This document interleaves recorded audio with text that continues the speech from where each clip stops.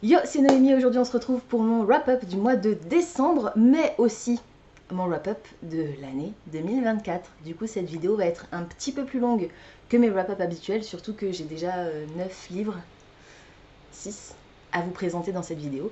Donc, comme d'habitude, on va commencer par les statistiques du mois de décembre. En décembre, j'ai lu 9 livres. Il y en a 4 que j'ai lus en version papier et 5 que j'ai lus en version audio, pour un total de 3481 pages, ce qui représente approximativement 112 pages par jour. J'ai abandonné un livre et j'ai fait une lecture 3 étoiles, 5 lectures 4 étoiles, 2 lectures 5 étoiles et j'ai eu un coup de cœur parmi ces lectures 5 étoiles. Ma moyenne pour le mois de décembre, c'est 7,31 sur 10. Évidemment, l'abandon a fait baisser les statistiques, mais on est quand même à 4 étoiles pour la qualité des lectures que j'ai faites au mois de décembre, ce qui est plutôt pas mal. Je vais vous présenter les lectures que j'ai faites au mois de décembre dans l'ordre, et puis je finirai par une lecture qui est en cours. Malheureusement, j'ai pas eu le temps de la terminer. J'ai un petit peu les boules parce que j'aurais bien voulu terminer mon année 2024 et commencer l'année 2025 sur une note nouvelle. Malheureusement, ce sera pas le cas. C'est pas grave, c'est la vie et je savais déjà très bien de base qu'avec les vacances, ce serait compliqué. Alors, les 3 premiers romans dont je vais vous parler dans cette vidéo, je ne vais pas vraiment m'attarder dessus puisque ce sont les 3 livres que j'ai lus pour le Buzzword. Le premier, c'était Hiver de Anaïs Goldenberg, le tome 2 d'une saison chez les sorcières. Je lui ai mis 16 sur Livre Addict, 4 étoiles sur Goodreads. Je vous rappelle que le thème pour le Buzzword, c'était Holiday Words, donc des mots qui rappelaient les vacances de Noël. Hiver, pour moi, ça colle. Je l'ai aussi intégré à mon Cold Winter Challenge dans le menu froid polaire pour la catégorie La magie de l'hiver. Les mots-clés, c'était être du folklore hivernal, mythologie nordique, contes et légendes de Noël ou de l'hiver. On a l'incarnation de l'hiver, donc l'hiver personnifié dans ce tome 2. J'estime que ça collait plutôt pas mal. Voilà. Mais je vous mettrai le lien dans la barre d'infos vers le vlog du dernier Buzzword de l'année 2024. Et je l'ai aussi intégré à mon Lightfall pour le Magical Readathon, pour la boutique Smith Sons and Friends, Arcan Goods and Such. Il fallait lire un livre avec l'hiver ou des éléments de l'hiver sur la couverture. Donc, on est plutôt pas mal. Toujours pour le Buzzword, j'ai malheureusement abandonné Stories from Snowdonia de Jeremy Angelo. J'ai pas aimé le style de l'auteur. Du coup, comme je l'ai abandonné, je ne l'ai pas noté. Je l'ai abandonné à peu près à 50% puisqu'en fait, il s'agit de la compilation de 2 histoires qui se déroulent au même endroit, il me semble. Voilà, je vais pas revenir dessus. Comme je vous l'ai dit, je vous laisserai mon avis complet, en tout cas sur la première histoire et le style de l'auteur, dans le vlog du Buzzword. Et du coup, comme je l'ai abandonné, je ne l'ai pas non plus intégré à mon Cold Winter Challenge, ni à Lightfall. Et le 3e livre pour le Buzzword, c'était Un Noël à Bleak Hill Castle de Laetitia Arnoux. Et là encore, je lui ai mis 16 sur Livre Addict et 4 étoiles sur Goodreads. Je l'ai vraiment beaucoup aimé, mais pareil que pour les autres, je vous laisserai découvrir mon avis complet dans le vlog du Buzzword. Pour le Cold Winter Challenge, je l'ai intégré au menu Voyage en Scandinavie pour la catégorie Yule, puisque les mots clés étaient solstice, célébration, temps anciens, être magique ou pratiquant la magie, feu. Célébration, solstice, Yule, ça se passe à Noël, donc on est bon. Et pour Lightfall, je l'ai intégré pour la boutique All Cat Craft Café, Cozy Read, donc une lecture cosy. Effectivement, on était super imprégnés dans l'ambiance de Noël, cosy, la neige, l'Angleterre, c'était vraiment chouette. Ensuite, j'ai terminé une série, yes, au dernier moment, à la fin de l'année. J'ai lu Twisted Lies, le tome 4 de la série Twisted de Anna Wong, et je lui ai mis 15 sur Livre Addict, 4 étoiles sur Goodreads. Pour le Cold Winter Challenge, je l'ai intégré au menu Féerie des fêtes dans la catégorie Deck the Halls, puisque le critère c'était une couverture rouge et ou verte. Voilà, ça compte plutôt pas mal. Et pour Lightfall, je l'ai mis pour à peu près la même chose pour la boutique Wallace's Wonderful Winter Animals, parce que le critère c'était Aurora Colors, donc il fallait qu'il y ait les couleurs des aurores boréales sur la couverture, c'est-à-dire le rose, le violet ou le vert. Donc c'était plutôt cool. Alors j'ai apprécié l'atmosphère et le côté sexy de l'histoire, le style de l'autrice est toujours aussi fluide, c'est toujours aussi rythmé, mais j'ai eu un petit peu plus de mal à m'attacher au personnage de ce 4e tome malheureusement. Leur relation m'a plu, mais il y a clairement des éléments plus que discutables dans le comportement de Christian. Oui, vous avez bien entendu. Alors, comparaison forcément avec Christian Grey, mais ce sont deux personnages qui ont quand même des différences, ils ne sont pas totalement identiques, même s'ils ont quand même ce côté très contrôle et, je ne vais pas dire manipulateur, mais violent d'une certaine manière. La différence principale entre Christian Grey et Christian, je ne sais plus son nom, Harper, c'est que Christian Harper n'hésite pas à enfreindre la loi pour obtenir ce qu'il veut et n'hésite pas à se salir les mains lui-même et à aller très très loin. Donc, trigger warning. Je ne vais pas rentrer dans les détails, mais il y a beaucoup de violence, il y a beaucoup de sexe, évidemment. L'héroïne est, comment on dit, surveillée, espionnée par un de ses admirateurs. Voilà, globalement, beaucoup de red flags, mais j'ai apprécié la série dans son ensemble, même si le tome 4 c'est pas mon tome préféré, c'était vraiment chouette et je pense que c'est une série que je pourrais facilement relire, donc je suis contente de les avoir achetés dans cette édition exclusive Fairyloot. Par contre, on a un épilogue en 3 épisodes, je pense que ça doit se passer quelques semaines après la fin, puis 1 an, puis 4 ans après. Enfin, c'était pas nécessaire, c'était vraiment too much. Voilà. On va dire qu'elle a terminé sa série sur une note un peu moins positive que le reste de la saga, mais j'ai quand même passé un chouette moment avec les 4 volumes et c'était détente, c'était pas forcément hyper original, mais sympa, et comme dit, je pense que c'est une série que je prendrais plaisir à relire, surtout les tomes précédents, parce que j'ai vraiment beaucoup aimé les différentes relations entre les personnages, comme dit un peu moins dans celui-ci. Ensuite, j'ai enfin lu, j'ai fini une série en décembre, j'ai commencé une série en décembre. Le Prince Cruel, le tome 1 du Peuple de l'air de Holly Black.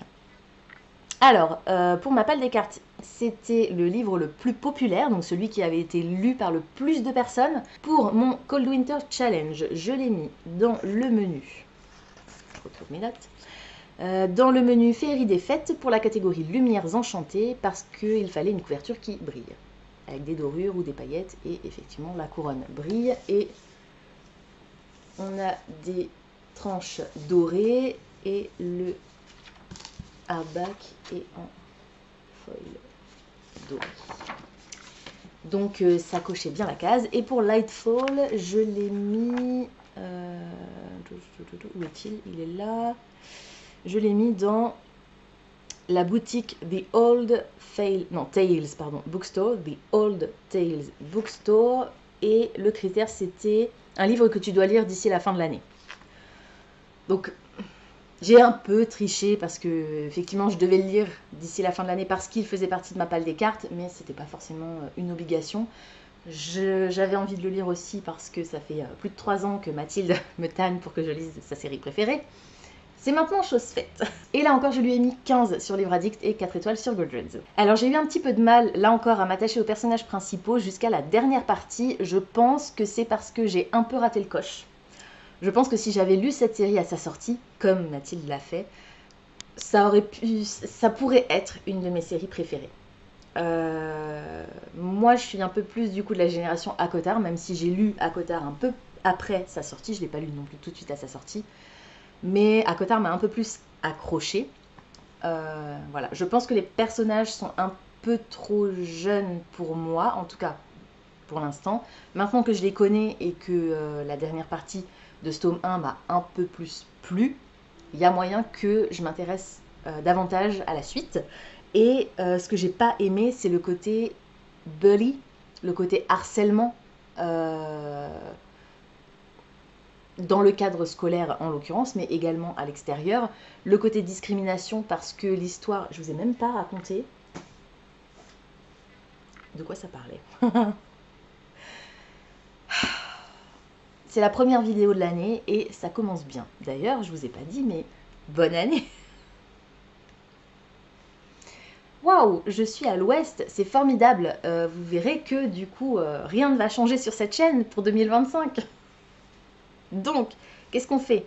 Je vais poser ça pour l'instant et je vais rapidement vous dire que cette histoire, donc c'est le 4e tome d'une tétralogie, qu'on va suivre à chaque fois des couples différents.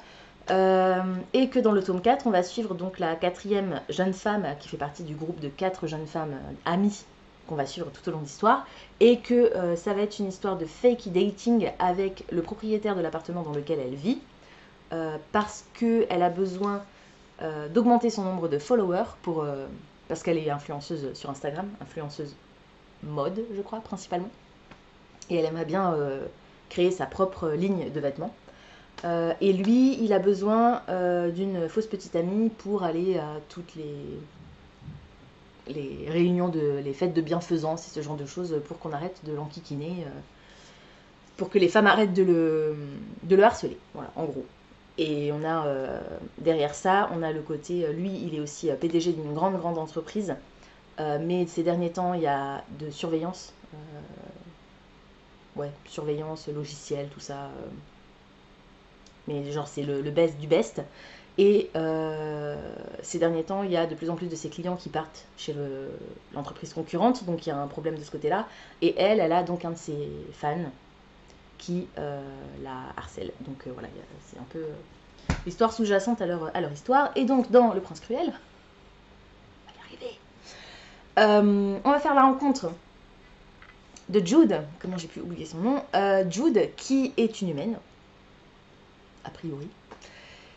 Qui vit avec ses 2 sœurs dans le monde des humains, jusqu'au jour où un homme va venir récupérer sa grande sœur, parce qu'en fait, c'est le premier chapitre, hein, je vous spoil rien, parce qu'en fait, sa sœur n'est que sa demi-sœur, issue de la même mère, mais son père est un faé, donc il vient récupérer sa fille, et ce faisant, il va massacrer la famille. Donc la mère et le père de Jude meurent, et du coup le seigneur Faé récupère aussi Jude et la sœur cadette.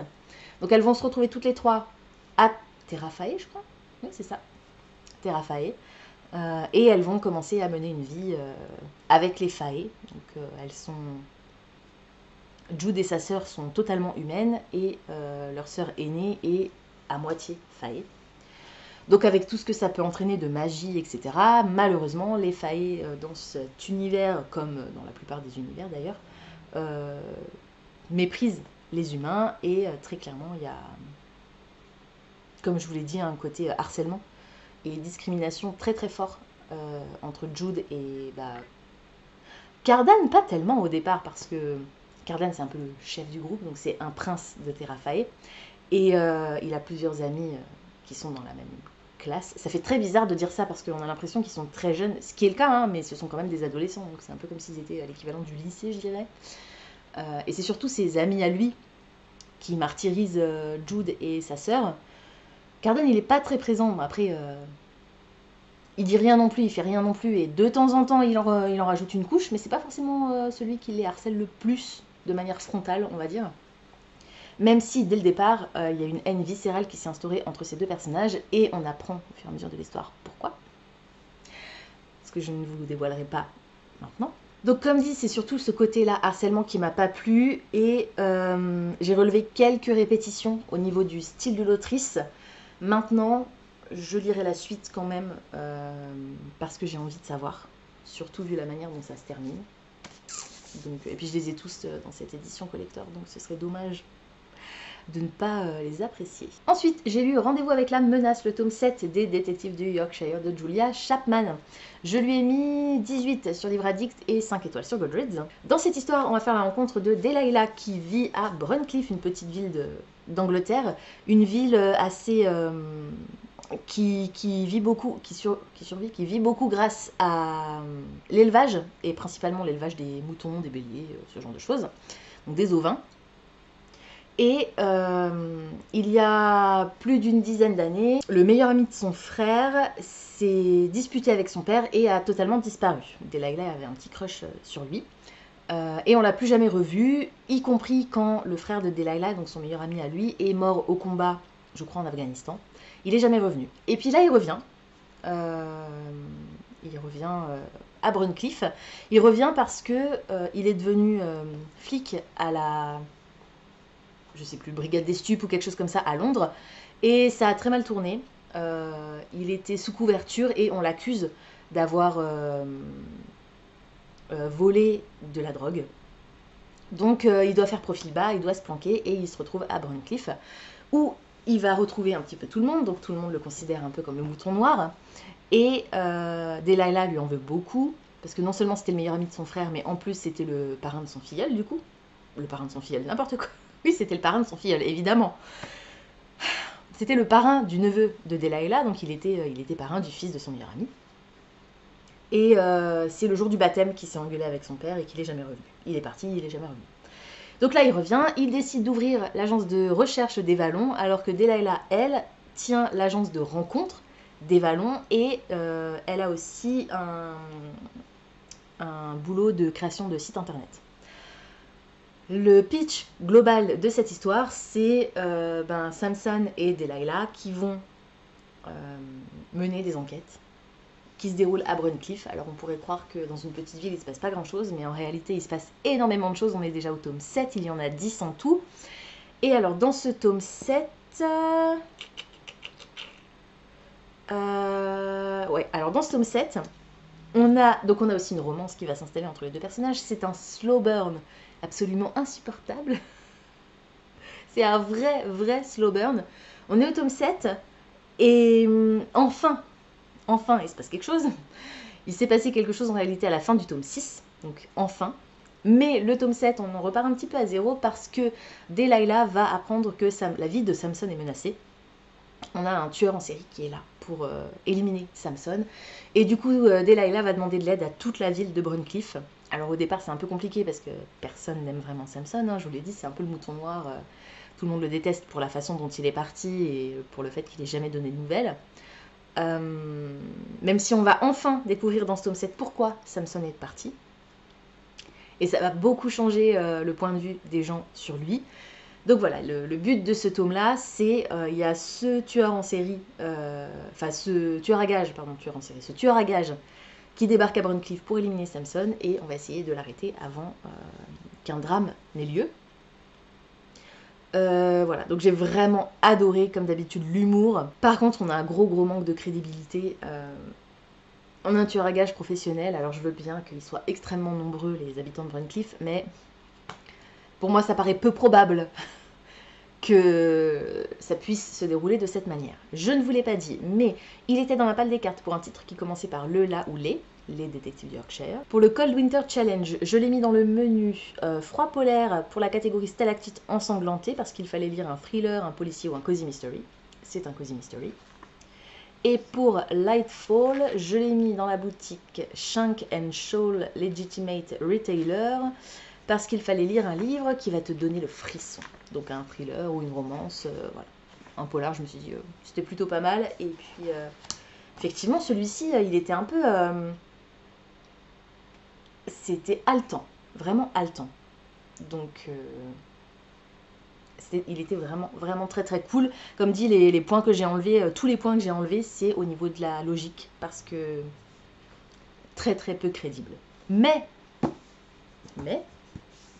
j'ai enchaîné avec le tome 8, Rendez-vous avec le diable, et c'est mon coup de cœur du mois de décembre. C'était incroyable. Dans ce tome 8, alors je ne m'y attendais pas, parce que comme la série comporte 10 tomes, je pensais qu'on allait résoudre l'enquête qu'à la fin, qu'au tome 10. Et en réalité, c'est dans le tome 8 qu'on résout enfin l'enquête fil rouge qui existe depuis le début. C'est-à-dire qu'il y a une histoire de corruption dans la ville de Bruncliffe. On a, je crois que c'est des Roumains, la mafia roumaine qui a fait main basse sur certaines personnes dans la ville. Et un gros méchant dans l'histoire. Et qui du coup il y a une histoire de drogue, de trafic de drogue. Et enfin dans le tome 8 on arrive au terme de cette aventure, donc rendez-vous avec le diable étant ce fameux personnage qu'on suit depuis le début et que je ne supportais pas, donc je suis ravie que enfin justice ait été rendue, au moins pour lui. Alors, celui-ci, il n'était pas dans ma palle des cartes et je n'ai pas réussi non plus à le caser dans Lightfall. Par contre, pour le Cold Winter Challenge, je l'ai mis dans le menu Voyage en Scandinavie pour la catégorie Yulupuki parce que les thématiques c'était secret, peur, animaux, métamorphose, sacrifice, cadeau. Secret, c'est une enquête policière donc évidemment il y a plein de secrets. Et là encore, il était incroyable. Pour le coup, j'ai pas eu de problème de logique ou alors ça m'a tellement moins perturbé que dans le tome précédent que j'en ai pas vu. C'était vraiment, vraiment très très chouette. 10 sur 10 sur 10 sur 10 sur 10, 20 sur 20.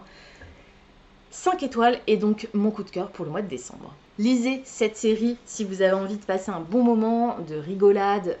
On a toujours les points de vue qui s'alternent entre celui de Delilah, celui de Samson. Parfois, on a même les points de vue d'autres personnages, que ce soit les coupables ou bien les victimes au moment où elles vont être attaquées, assassinées. Et on a même systématiquement au moins un chapitre du point de vue de Calimero, le chien de Delilah. C'est toujours incroyable. Donc j'ai très très hâte de lire les 2 derniers tomes de cette série, ce qui ne devrait plus trop tarder. J'ai essayé de me les caser là tout de suite en début d'année. Déjà pour me permettre de terminer cette série et puis surtout parce que je l'adore. C'est toujours un super moment. Donc vraiment, lisez-les. Et alors, ils sont... J'allais dire, ils sont un peu longs. Tome 8 fait 550 pages en poche. Mais ça se lit à une vitesse. Donc vraiment, n'hésitez pas, foncez. Ensuite, une autre lecture qui n'était pas prévue, j'ai lu An Education in Malice de Asti Gibson. C'est une édition Fairyloot que j'ai acheté en plus. Donc c'est pas un des livres que j'ai reçu dans une box. Je l'ai acheté parce que j'avais adoré A Diary of Blood. Diary of Blood qui est disponible en français. Je suppose que de Saxus, parce que c'est eux, traduiront aussi celui-là, mais pour l'instant je crois que c'est pas encore le cas. C'est une réécriture, alors réécriture, pas vraiment réécriture, mais inspirée de Camilla, le premier roman de vampire, roman qui a inspiré Dracula de Bram Stoker. Je l'ai mis dans mon Cold Winter Challenge pour le menu Voyage en Scandinavie pour la catégorie Aurore boréale, les mots thèmes étant lumière, surnaturel, mystère, esprit, graphique, science-fiction.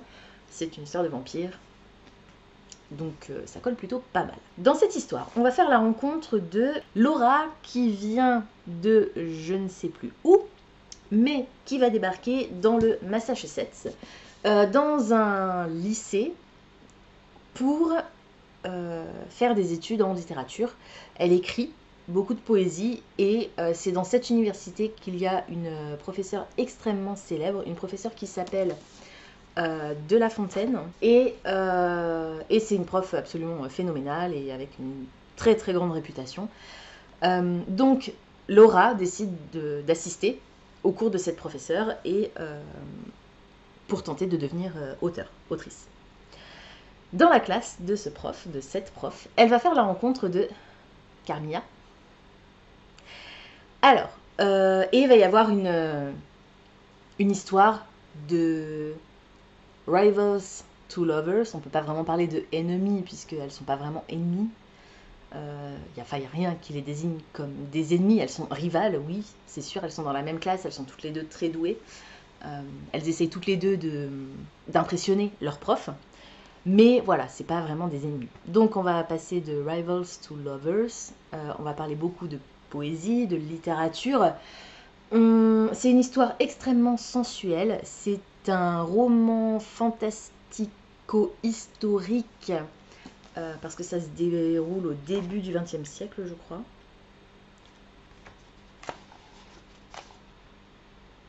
Non, même pas au début du XXe siècle, à la fin du XXe siècle, enfin milieu.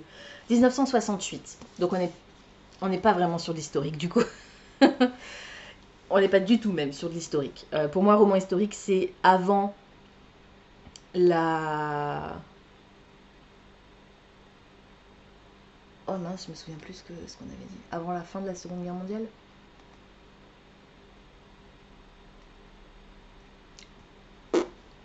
Quelque chose comme ça. Bon, là, clairement, on n'est pas sur l'historique. Mais ça se déroule en 1968, dans le Massachusetts, dans ce lycée.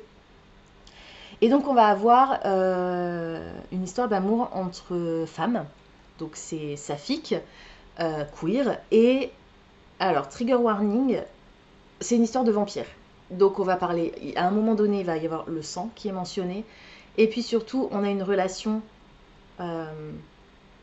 professeur-étudiant. C'était beau, les personnages sont hyper intéressants, très riches. Les sujets qui sont abordés sont assez difficiles et on a quelques scènes de sexe, notamment une qui m'a mise particulièrement mal à l'aise parce que c'est une scène de sexe en public. Voilà. Donc, si c'est pas quelque chose qui vous parle ou si c'est quelque chose qui vous choque, qui vous inquiète un peu, je vous préviens, c'est très très détaillé. Donc voilà. Et cette scène m'a mise très mal à l'aise. Au-delà de ça, j'ai vraiment beaucoup aimé l'histoire. Par contre, je regrette un peu la fin qui, à mon sens, est un peu, je vais pas dire bâclée, mais précipitée. Mais j'ai adoré le style et la fin, la toute fin, les dernières phrases, les derniers paragraphes sont absolument phénoménaux et collent totalement au style de l'histoire. Si vous n'avez pas encore lu de roman de cette autrice, je vous invite à le faire, je vous invite à la suivre sur les réseaux sociaux et c'était incroyable, c'était gothique à souhait, j'ai adoré. Et je sais plus si je vous l'ai dit, mais je lui ai mis 16 sur Livre Addict et 4 étoiles sur Goodreads. Et le dernier livre dont je vais vous parler, c'est Un cœur pour Noël de Sophie Jomain. C'est le roman de l'Avent, la romance de l'Avent de l'année dernière, qui a été édité dans un format exclusif, relié. Le concept est simple, c'est une histoire d'amour en 24 chapitres. J'ai rencontré Sophie Jomain à Colmar il y a quelques semaines. Et donc en fait, tous les jours, vous devez utiliser un coup de papier pour ouvrir les chapitres comme un calendrier de l'Avent. Dans cette histoire, on va faire la rencontre de Avril qui vient d'avoir 18 ans et qui a été greffée du cœur il y a quasiment 2 ans. Elle a toujours eu le cœur fragile et elle a fait un arrêt cardiaque il y a quelques années maintenant. Donc elle a été greffée et du coup elle fait ultra attention à tout. Ses parents sont divorcés. Elle estime que c'est en partie de sa faute si ses parents sont séparés. Et elle va passer les vacances de Noël chez son père à la montagne où elle va retrouver normalement sa meilleure amie et surtout le frère de sa meilleure amie pour lequel jusqu'à présent elle n'avait pas de sentiment particulier. Il lui était assez indifférent. Et en fait, depuis la dernière fois qu'ils se sont vus, ils ont tous les deux bien grandi et une romance va commencer à naître entre eux, sauf que c'est le frère de sa meilleure amie. Donc c'est un petit peu compliqué. Globalement, j'ai adoré le concept et l'ambiance. Par contre, les thématiques abordées m'ont laissé totalement indifférente. Les personnages sont trop jeunes à mon goût, c'est du jeune adulte, mais vraiment le côté jeune adulte. Et j'ai malheureusement pas aimé ni l'héroïne ni sa meilleure amie. Tout va extrêmement vite au niveau du développement des sentiments et ça m'a pas particulièrement plu. Par contre, j'ai apprécié les petits cliffhangers entre... Alors pas à chaque chapitre, mais il y a quand même pas mal de chapitres où il y a un petit cliffhanger. Du coup, t'es hyper frustré parce que t'es obligé d'attendre le lendemain pour ouvrir le chapitre suivant. Donc à plusieurs reprises, je me suis surprise à dire « Ah non !» Après, chacun est libre de le lire comme il veut. Vous pouvez très bien l'ouvrir, découper toutes les pages et puis le lire d'une traite. Parce que ça se lit hyper vite du coup. Ce que j'ai apprécié par contre, c'est qu'il y a pas mal d'action dans cette histoire. On a vraiment beaucoup de scènes différentes, que ce soit en termes de paysage, même si on reste dans la station, hein, mais on a quand même pas mal de choses qui se déroulent à plusieurs endroits. Et en termes de ce qui se passe à chaque chapitre, l'autrice a vraiment une belle diversité au niveau des événements qui se déroulent dans son récit, et ça c'était plutôt sympa. Au final, je lui ai mis 13 sur Livre Addict et 3 étoiles sur Goodreads. Et du coup, c'était ma dernière lecture de 2024, donc un petit peu déçue d'avoir pas une super lecture, mais j'ai commencé et je suis arrivée à la moitié de Seven Faceless Saints de M.K. Lobb. Je ne vais pas le terminer, je vais pas le terminer, si je vais le terminer. Je suis à la page 200, quasiment 230, chapitre 25, donc il me reste moins de la moitié. Mais je ne vais pas l'intégrer à mes stats de 2024 parce que j'étais à peine à la moitié quand on est passé de 2024 à 2025. Donc je laisse de côté et puis vous aurez mon avis sur ce livre dans mon wrap-up du mois de janvier. Du coup, C'était mon wrap-up pour le mois de décembre. On va passer à mon wrap-up pour l'année 2024 dans sa globalité. J'ai pas prévu de vous faire une vidéo spécifique à mon bilan 2024 et mes objectifs 2025. Donc on va le faire maintenant. Et je vais reprendre quasiment les mêmes critères que pour mes wrap-up mensuels. Comme ça vous donne un petit peu une idée globale. En 2024, j'ai lu 127 livres. Il y en a 66 que j'ai lu en version papier, 33 que j'ai lu en version audio, 4 que j'ai lu en version numérique et 24 que j'ai lu dans plusieurs formats en même temps. En général, ça va être l'audio avec le physique, voire l'audio avec le numérique. J'ai lu un total de 45 555 pages. À 10 000 pages près, ça aurait pu être rigolo. Ce qui représente approximativement 124 pages par jour. J'ai abandonné 6 livres. Il y en a un auquel j'ai mis 1 étoile, un auquel j'ai mis 2 étoiles, 15 auquel j'ai mis 3 étoiles, 61 auquel j'ai mis 4 étoiles et 40 auxquels j'ai mis 5 étoiles, dont 15 qui sont des coups de cœur. Si vous faites le calcul, il y en a 3 qui ne sont pas intégrés là-dedans. C'est parce que ce sont des bandes dessinées mémoire ou biographiques que j'ai décidé de ne pas noter parce que j'estime que j'ai pas à noter la vie des gens. Donc c'est normal qu'il en manque 3 quelque part. Ça représente une moyenne de 8,25 sur 10, soit 4 étoiles et demie sur l'année. Et je suis plutôt contente. À mon avis, c'est quasiment impossible d'obtenir un 5 étoiles.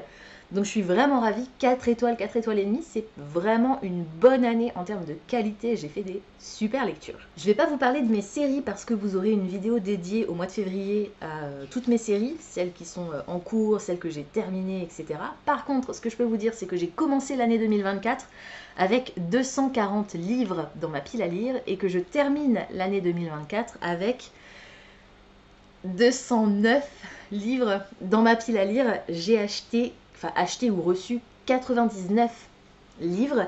J'en ai lu 127 et j'en ai enlevé de ma pile à lire 23. Pareil, si vous faites le calcul, ça colle pas tout à fait. C'est parce que sur les 127 livres que j'ai lus, il y en a certains que j'ai lus en dehors de ma pile à lire globale. J'ai calculé, si j'avais lu 127 livres de ma pile à lire, je serais à l'heure actuelle à 189 livres dans ma palle globale pour démarrer 2025.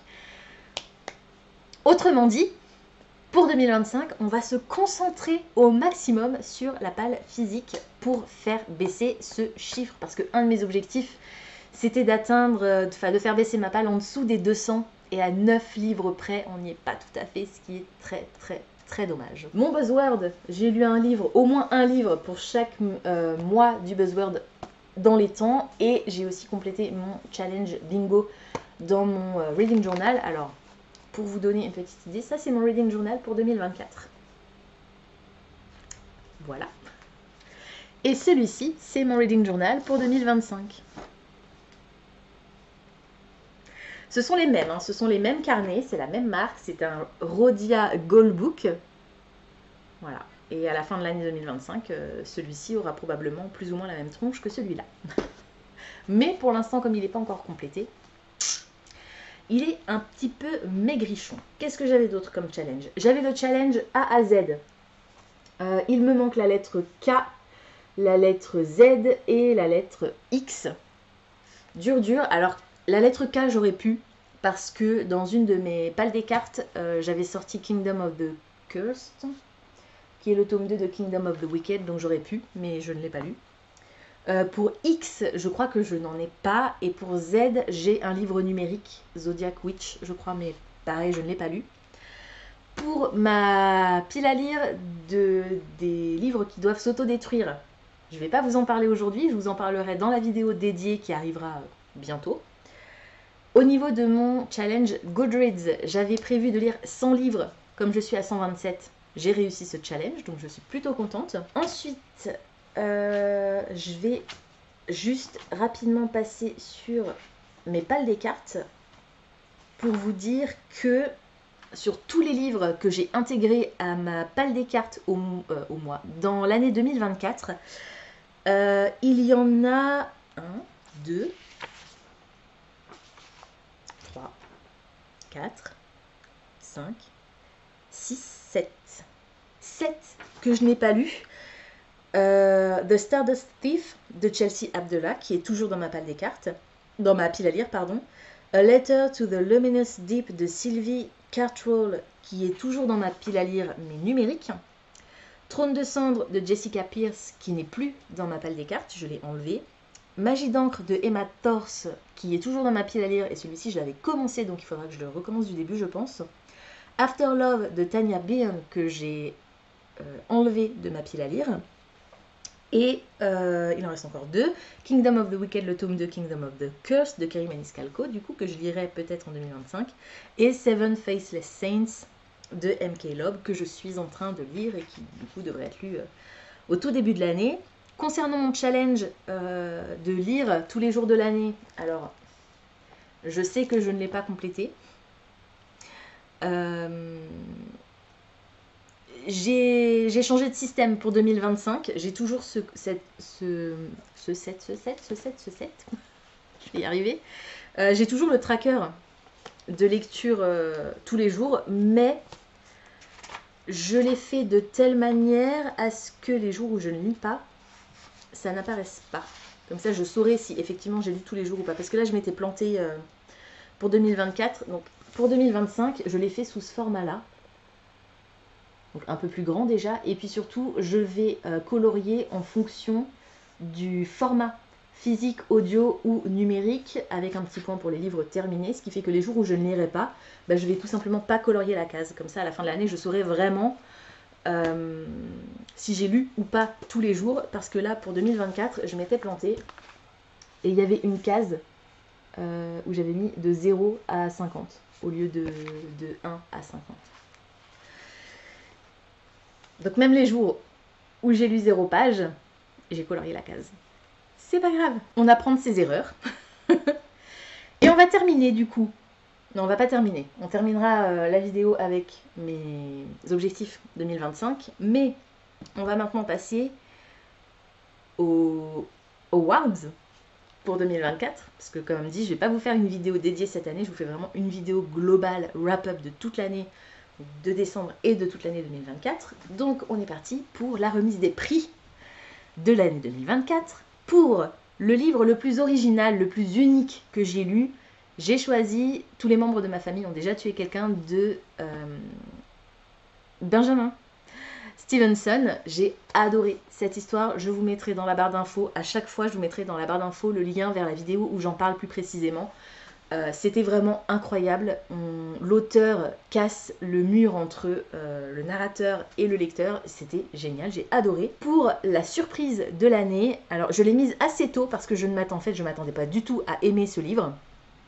À tel point que même si je l'ai aimé, je sais que je lirai pas la suite, mais je m'attendais vraiment à ne pas l'aimer et en fait j'ai passé un plutôt bon moment. J'ai choisi The Hurricane Wars, le tome 1 de Thea Guanzon. Pour un livre fun, rigolo, j'ai sorti Witch's Guide to Fake Dating a Demon de... je me souviens plus de son nom, désolée. Pour un joyau caché, j'ai sorti Year of the Reaper. J'ai adoré ce livre et personne n'en parle. Je crois en même temps qu'il n'a pas été traduit en français, mais je ne l'ai pas vu non plus dans la booksphère britannique ou américaine, donc c'est un peu dommage, il était vraiment très très cool. Pour le meilleur premier tome, j'ai choisi Wolf Song de TJ Klune, le tome 1 du clan Bennett. Pour la meilleure fin de série, j'ai choisi Art of the Sun Warrior de... je me souviens plus, j'hésite entre deux, donc je vais pas dire de bêtises. Mais c'était très chouette, je vous avais fait un vlog dédié à cette série où je faisais aussi le puzzle en même temps. C'était trop cool. Pour une lecture graphique, j'ai choisi Le Goût des fraises, le tome 1 de Milono, c'est pas ça? Hirono.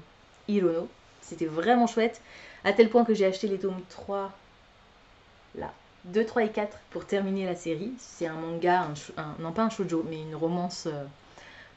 qui était vraiment très mignonne et donc j'ai très très hâte de continuer. Pour une réécriture, alors on peut pas dire que j'ai triché, il n'y a pas vraiment de règles pour les awards, mais j'ai choisi If We Were Villains de M.L. Rio, et c'est pas vraiment une réécriture, c'est inspiré par l'œuvre de Shakespeare, mais c'est pas une réécriture. Mais étant donné qu'il y a énormément de références, je me suis dit que ça pouvait compter, parce que j'en ai pas d'autres qui m'ont autant plu pour cette année. Et c'était vraiment top.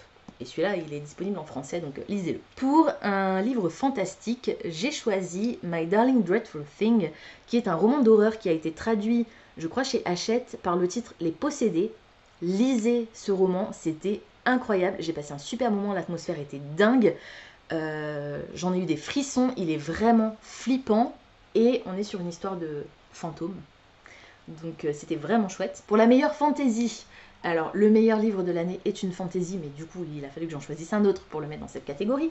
Donc pour la meilleure fantasy, j'ai choisi Un jour de nuit tombée de Samantha Shannon, le préquel du Prieuré de l'Oranger. Pour une mention honorable, j'ai sorti un livre que je n'avais pas réussi à mettre ailleurs, mais que j'ai adoré. C'était le tome 3, le dernier tome de la série Gods of Men de Barbara Kloss. C'était phénoménal. Lisez cette série. Incroyable.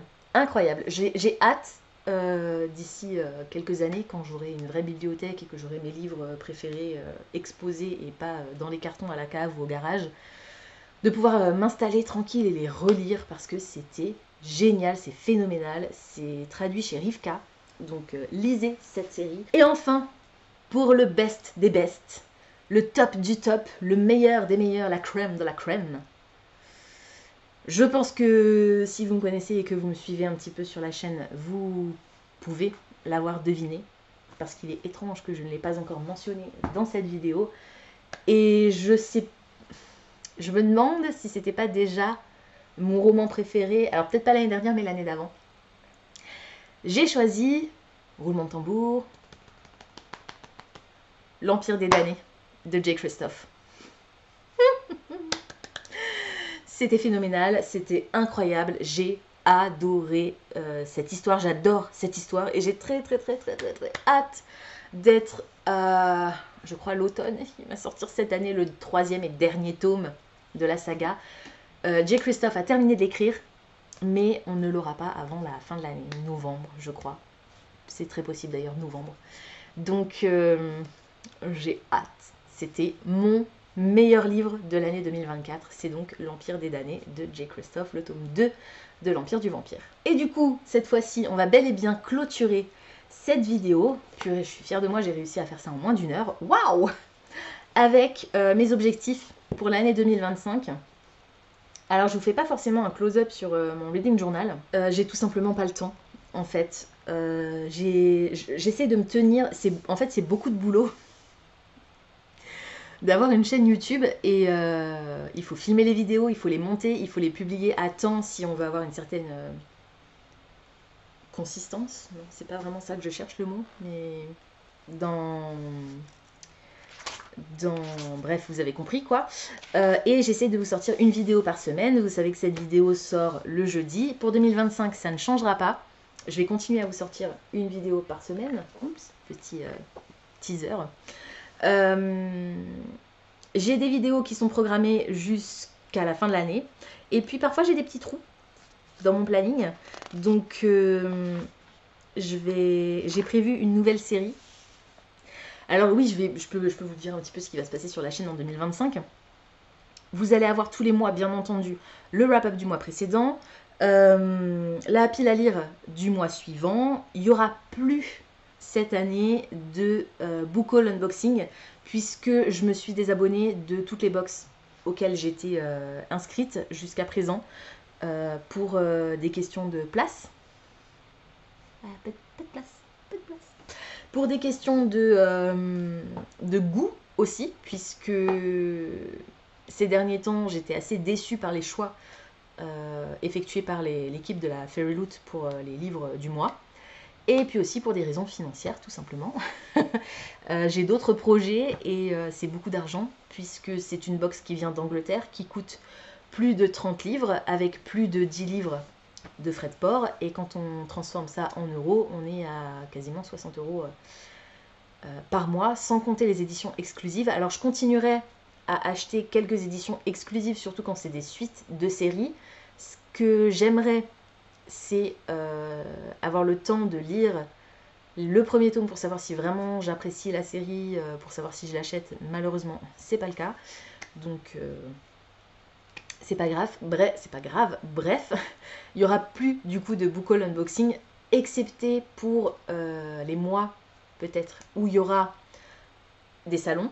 Donc ça va être en mai pour les Imaginales, en novembre pour Colmar, et c'est à peu près tout. Mais à ce moment-là, je pense que je l'intégrerai peut-être dans mon wrap-up, à la fin de la vidéo wrap-up, puisque je vous ferai pas de vidéo dédiée, je pense. À part ça, il y aura une fois par mois la vidéo du Buzzword, et j'ai très très hâte de commencer à tourner la première vidéo, parce que cette année, il y a un énorme twist. Kayla nous a bien gâtés, donc c'est cool, ça va me permettre de... Alors, au niveau fonctionnement, ça change rien pour moi, je vais toujours lire 3 livres par mois pour le Buzzword, mais d'une manière un peu différente, donc ça c'est très cool, j'ai hâte, vraiment hâte de vous en parler. Et puis, comme je vous l'ai dit, il y a cette nouvelle série que je vais démarrer, ça va être une série de vlogs, et je vous laisse un petit peu le suspense pour découvrir la thématique de ces vlogs, qui sera la même tout au long de l'année, mais pour laquelle je vais lire évidemment des livres différents. Donc j'ai très hâte. Et puis au-delà de ça, il va me rester, alors au mois de mai, au mois de juillet et au mois d'octobre, j'ai 3 trous dans mon planning de vidéos. Donc je vous invite maintenant dans les commentaires à me suggérer des idées de vidéos, sachant que les idées que je vous ai déjà données d'office, elles seront là. Donc si vous avez des idées de vidéos pour ces 3 mois de l'année, parce que j'ai un jeudi où pour l'instant je n'ai rien. Alors en juillet, éventuellement, je pourrais vous tourner le Media Freakout Tag. Mais je préférerais choisir autre chose, parce que je suis pas trop fan de faire des statistiques de milieu d'année. Je préfère avoir un bilan complet à la fin de l'année. Donc si vous avez des idées, il m'en faut 3. Je ne sais plus si c'est en 2024 ou l'année d'avant où j'avais pris 2 de vos idées pour faire des vidéos dédiées. Donc là, voilà, si vous avez des idées de vidéos, n'hésitez pas. Sachant que, je peux aussi vous dire là que pour le début de l'année janvier-février, vous aurez, du coup la semaine prochaine, vous aurez ma pile à lire intégrale. Et puis la vidéo des 12 livres qui doivent s'autodétruire en 2025. Et la dernière vidéo programmée pour le début de l'année, c'est la liste de mes séries terminées en 2024, en cours, à terminer, etc. Et donc après, pour le reste, comme dit, wrap-up, buzzword, pile à lire, plus les vlogs, la série dont je ne vais pas vous parler pour l'instant. Et le premier vlog de cette nouvelle série, ce sera en mars, puisque en janvier-février, là, le planning est complet. La vidéo est publiée sur la chaîne le jeudi. Finalement, je vais peut-être pas réussir à faire ça en moins d'1 heure, parce que j'arrête pas de parler depuis 10 minutes. Et le post Instagram qui y est lié, jusqu'à présent était posté le jeudi 1 heure après. Sauf que comme de temps en temps j'ai du retard dans la publication des vidéos sur la chaîne, je pense que je vais changer ça et que le post Instagram sera publié le... Je sais pas encore trop, peut-être le vendredi ou peut-être le dimanche. Dimanche c'est pas mal, comme ça vous fait 2 moments dans la semaine différents où vous avez moi dans vos notifications. Donc ça c'est un petit peu pour ce qui peut vous attendre sur la chaîne pour 2025. Ma pile à lire du mois de janvier, vous la connaissez déjà. Je ne change pas mon système de notation, je reste fidèle à Copile pour 2025, même si au niveau de la façon dont je suis mes lectures, je vais peut-être modifier quelques trucs, mais concrètement au niveau du système de notation, ça ne va pas changer. Par contre, je peux vous parler de mes objectifs de lecture pour 2025. J'ai prévu de lire à nouveau 100 livres. Je sais que j'y suis arrivée facilement cette année, donc il n'y a pas de raison que j'y arrive pas la prochaine. Enfin, cette année, l'année dernière, cette année, on est déjà en 2025, on est le 2 janvier. J'aimerais finir 10 séries. J'aimerais faire baisser ma pile à lire. Alors, je ne vais pas me fixer de nombre. Idéalement, passer sous la barre des 200, ce serait bien. Et étant donné qu'on est à 209 pour commencer l'année, je pense que c'est faisable. Mais je me connais. Donc, je ne vais pas fixer de chiffres. J'aimerais juste qu'on soit à un net au moins -1. Donc, que je termine l'année 2025 avec moins de livres dans ma pile à lire que le nombre avec lequel je l'ai commencé, c'est-à-dire 209. Et lire les 12 livres qui doivent s'autodétruire d'ici la fin de l'année, les lire ou bien, de toute façon les autodétruire, oui, ils s'autodétruiront, c'est certain, mais j'aimerais bien tenter de les lire quand même. Si vous débarquez sur la chaîne, les 12 livres qui doivent s'autodétruire à la fin de l'année, c'est un concept qui a été inventé par Becca, Et ce sont les 12 plus vieux livres de ma pile à lire. Donc le challenge Goodreads, je vous en ai parlé. Faire baisser la pile à lire, essayer de lire tous les jours. Les 12 livres qui doivent s'autodétruire, ils sont là, mais je ne vous les montrerai pas. J'ai refait un bingo. D'ailleurs, je vais vous cacher ça. Hop, pour pas que vous voyez les livres qui doivent s'autodétruire. Alors, pour mon bingo cette année, comme pour l'année dernière, je suis allée sur le site, je ne sais plus, AirReader, je ne sais plus, et j'ai pioché au hasard des critères de sélection. Il y en a 24. Donc l'idée, c'est à chaque fois que je lis un livre qui correspond à ce critère, je coche la case et ça me permet d'avoir un ou plusieurs bingos d'ici la fin de l'année. Les critères pour le bingo cette année sont Friend Pick, donc un livre choisi par un ami, One Word Title, un titre qui est en un seul mot, une jolie couverture, un livre choisi de manière aléatoire avec la première lettre du nom de famille de l'auteur, un genre que je n'ai pas l'habitude de lire, une couverture illustrée, une couverture violette, un livre obscur. Alors, pour ça, il y a plusieurs interprétations. Pour moi, un livre obscur, c'est plutôt un livre dont je ne sais pas grand-chose. Je connais plus l'histoire, je ne sais plus de quoi ça parle. Ce qui va être assez difficile parce qu'en général, les bouquins qui sont dans ma pile à lire, je sais de quoi ils parlent.